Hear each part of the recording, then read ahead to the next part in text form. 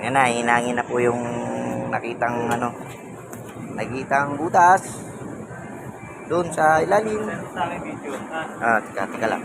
Pwesto ko maganda kasi si Kari ko nainitan eh. Kawawa naman. Ayan na po, binakbak na. Oh. Okay.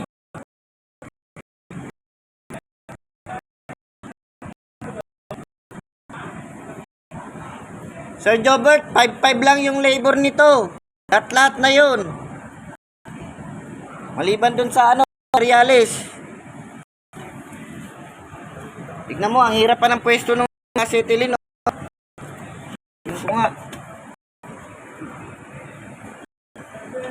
Ayaw mo kaibigan. Nanginginig pa.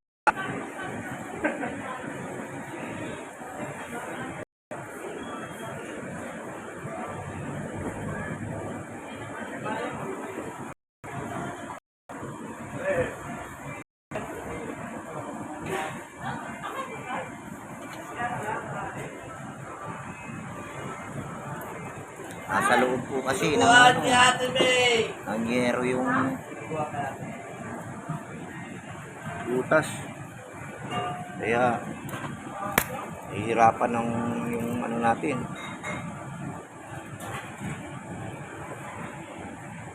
Yan. Oop.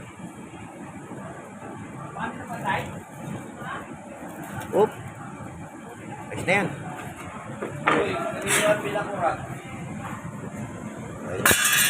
Testingin ulit. Mamaya na pagkatapos break time.